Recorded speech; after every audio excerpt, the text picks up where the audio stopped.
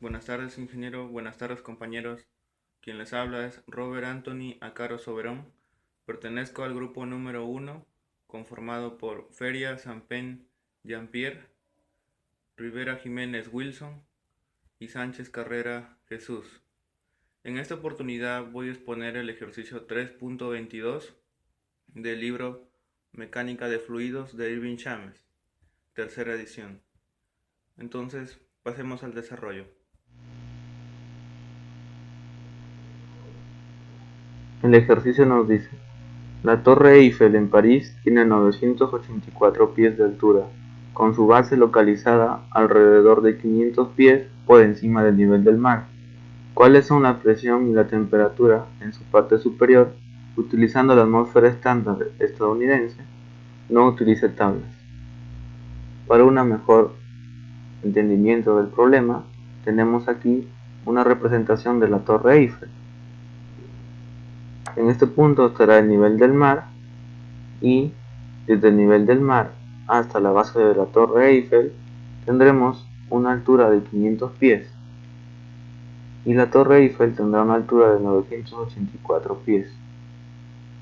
Entonces, para hallar la altura total sobre el nivel del mar, tendremos que sumar 500 pies más 984 pies, lo que nos da un total de 1484 pies sobre el nivel del mar. Para obtener la temperatura vamos a hacer uso de la ecuación 3.15 del libro de Mecánica de Fluidos de Irving James, donde nos dice que la temperatura en la atmósfera estándar estadounidense disminuye linealmente con la altura, de acuerdo a la siguiente relación. En la primera relación tendremos la temperatura en grados Rankine y en la segunda en grados Kelvin. Para ambos casos, Z, que es la altura sobre el nivel del mar, debe estar en pies. Como dato adicional, quiero decir que esta región se conoce con el nombre de troposfera. Cuando se alcanza una altura próxima a 36.000 pies, la atmósfera estándar estadounidense se convierte en isoterma a una temperatura de menos 69.7 grados Fahrenheit. Esta región isoterma se llama estratosfera y alrededor de 65.000 pies la temperatura empieza a aumentar su valor. Para este ejercicio vamos a trabajar con la primera relación que está dada en grado Rankine. Entonces aquí reemplazaremos la altura total sobre el nivel del mar, que nos dio 1484 pies.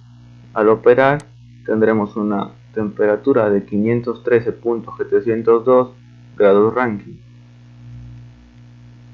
Para convertir esta temperatura de grados Rankine a grados Fahrenheit, tan solo debemos restar 459.67, obteniendo una temperatura de 54.032 grados Fahrenheit.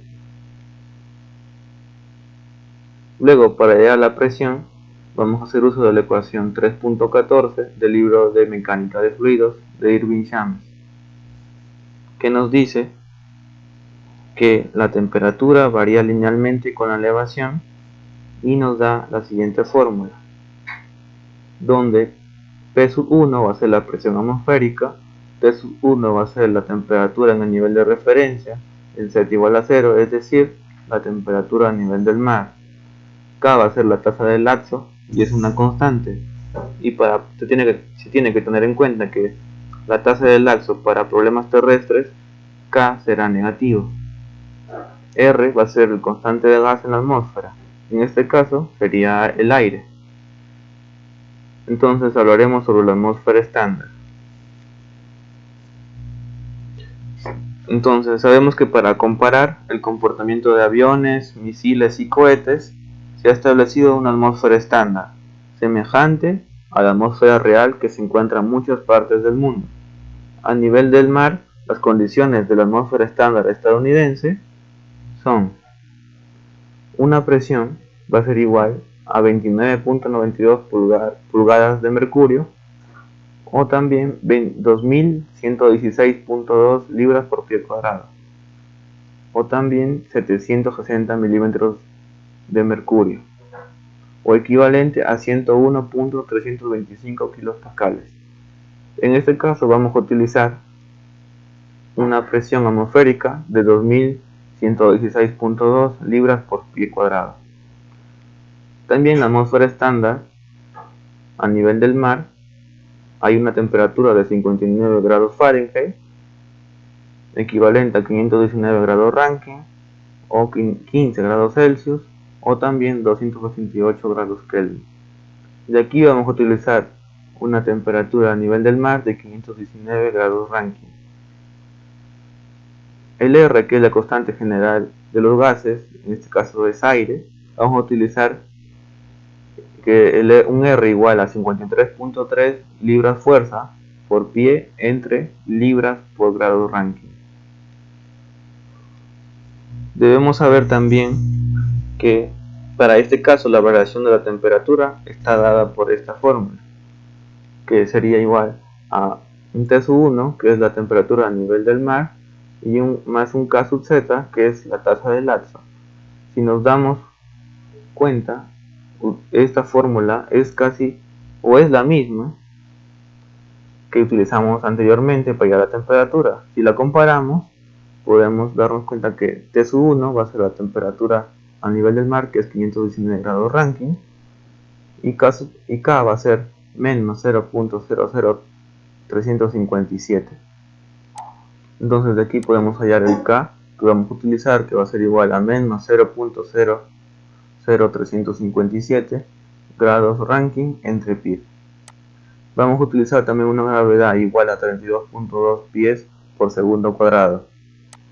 Y como sabemos que una libra fuerza equivale a 32.2 pies por libra entre segundo al cuadrado, podemos decir que una libra fuerza va a ser igual a una libra por gravedad, ya que en este caso la gravedad que estamos usando va a ser 32.2 pies por segundo cuadrado.